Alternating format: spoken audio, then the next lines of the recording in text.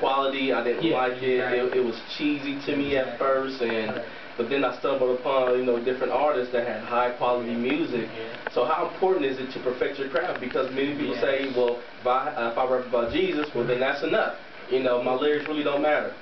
So is perfecting your craft really important? Practicing, writing, you know, try to write every day as much as you can. What is it really important? That's dramatically important to me. It really is, because for one, you know, you whatever you're doing, you want to do it. If you're gonna do it for Christ, you want to do it the best of your ability. That's first and foremost. So you never want to just. I've always hated that, to say, well, as long as you do it for Christ, it's okay. I mean, generally speaking, or technically speaking, it is. God would be okay with it. But as far as being effective, and that's really what we should aim to do. I mean, some people, they just want to do music just to do music. That's what they love to do. That's cool. That's okay. But if your aim is to be effective, then people aren't going to want to hear nothing that doesn't speak to the ear. That doesn't they don't connect with. They don't vibe with.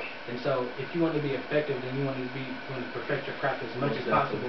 Because frankly, like, especially in today's society, like, secular music is just, there's a lot of nonsense right now. It's just a lot of, like, lyrics, like, the craft of musicianship and artistry is completely out the door. You know what I mean? But the people really want quality if you give it to them. And so, you know, so if you give them that, people will say, hey, what is that you have over there? And they'll say, well, hey, this is some Christian music. Let me show you what it is. But if it doesn't attract them, they're just gonna be like, well, whatever. And actually have people come to me and ask me, is this Christian music that you listen to? Yes, it is, because I believe a lot of people think that if it's Christian rap, then it's supposed to sound weak. Like if it's sounding tight, well, that's not of God, that's the world. You know, you know. And then I thought God was the one that created music. So I believe that we need to tap into our giftings, our talents, you know, and really dig in and give our best to God. As we give our best to God, then the people will receive our best. And, like, that's some good quality music. Absolutely. All right. So I have a question about a word. Swag. Now we say this a lot, and a lot of people say, well, y'all say that, well, that's of the world. But what do you mean when you say swag? What does that mean? Swag, it was made up by a friend of ours, Black Knight, and he basically means it the same way as God. Same way as God. That's what it's saying. So it's basically it's kind of a universal word. How we use it, it's a universal word for everything. So it's like, hey, what's up with you, man? I'm swag. You know what I mean? It's the same way as God. God is everything. God can be anything at any point in time. So that's kind of the same way as God. That's kind of how we use it. Whatever. Yeah, and it's biblical, because we're supposed to be made in the image and the likeness of God. So we're supposed to be the same way as God. Well, let me swag then. So we gonna swag by Him and for Him. You know what I mean? So we're gonna put everything for Him. So what are some next things that you're looking forward to do? How far you want to take this music? Would you want to travel around the country? Because my heart, you know, I want to get in the prisons, because people are there. Taking it over to the other countries, you know, is that a thing that you guys are looking to do? You and Jay Crash Remnant, going to other countries and doing things like that? Yeah, absolutely. For us and for me specifically, it's about ministry. Period. You know what I'm saying? Like, honestly, my goal and aim has always been to use this music, because I believe God has given us and myself a gift to do music, and so use that gift to open up doors to be able to influence people, period. And so not just in music, yes, go wherever we can go, but not just in music, to be able to teach, to be able to preach, to evangelize, to serve, whatever. You know, I just want to be a blessing to the body of Christ and build ministry with any way I can. So so the music is just an element of ministry, you know what I'm saying? And I pray that, you know, the connections that we make, and the doors that open from this will allow us to do more things than just the music aspect. Right, yeah, definitely, more than just music. So, do you think that we are in a battle between secular music and Christian music? Is there a battle? Are we trying to compete? Or what's the hurdle? Because, you know, it's out there, you know, they have a big plethora of things out there. They've been out there, they've been doing it, you know, and Christian rap is more of now this underground, but that's now coming to the surface. So what's your biggest battle with trying to get someone to listen to what you have to say? What is it that may catch their ear first? Right. It's always the beat first. Well, let me address the initial question. Is there a battle? Absolutely, yeah, there's a battle, but honestly, in the Christian world, it's starting to swing in our favor. For the longest time, Christian music was very underground and quality-wise, not very much quality. But as the years have gone by, a lot of the Christian producers, the Christian artists, and people who are good, you know, they stay kingdom and decided, hey, let me do this Christian thing. And what started it was a group of people across the movement who were good. People said, hey, I can actually do this and be good, and all that good stuff. And but all those things have happened, and so now the quality of Christian hip hop is right here. I'm saying, and some would say here, above it. And a lot of it, it's above it.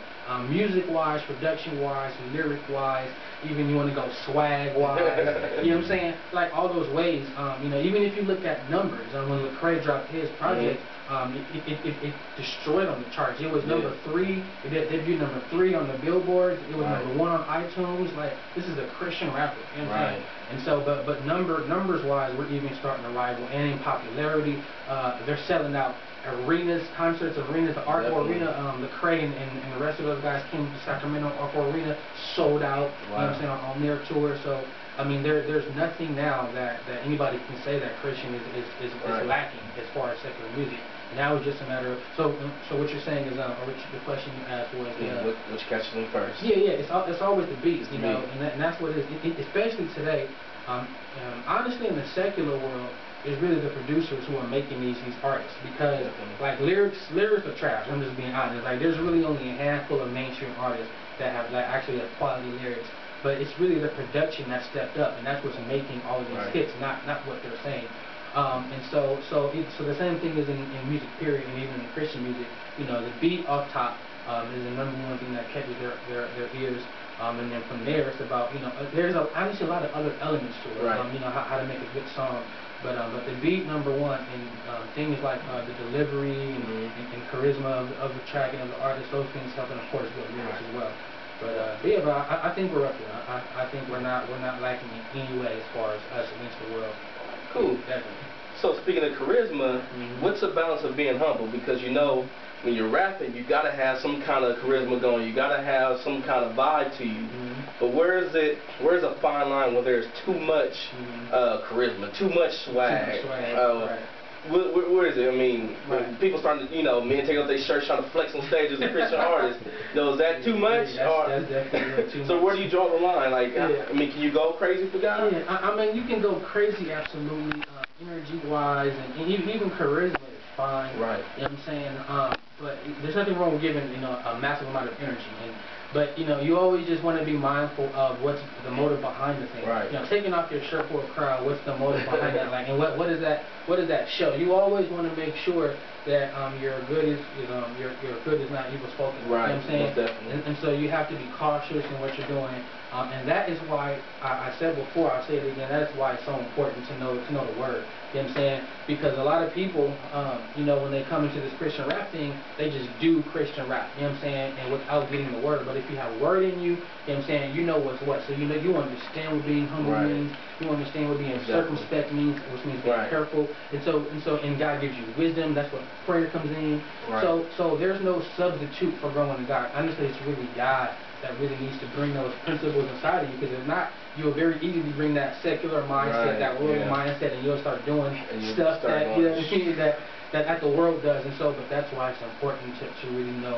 And the ones who, the artists, the Christian artists who are the most popular or most known, those are the ones who are, you know, great at their artistry, but also know their word, and present a good Christian package to the people, and so they know that they're getting something of good substance, and you know, and they know they're not, you know, in a secular environment when they're going forth. You know what I mean? So you have to have a relationship with God to know how to not go into that worldly mindset of Christian. You know, I'm gonna give a testimony about that real quick. I was a while ago I was rapping, and a minister in my church, he said something. He said he used to like when we used to rap and stuff, but he said the last couple of times he had seen me rap, this is a while ago, but he said I would hold my hand kind of down here when I would be rapping, you know, like this, and he said that, you know, that was, it reminded him of the word. I didn't even know I did that. You know what I mean? And so for me, I could have just been like, oh no, that doesn't matter, you know. But I said no, because now I'm perceived a different way. So let me make sure I change it. I didn't even know I did that.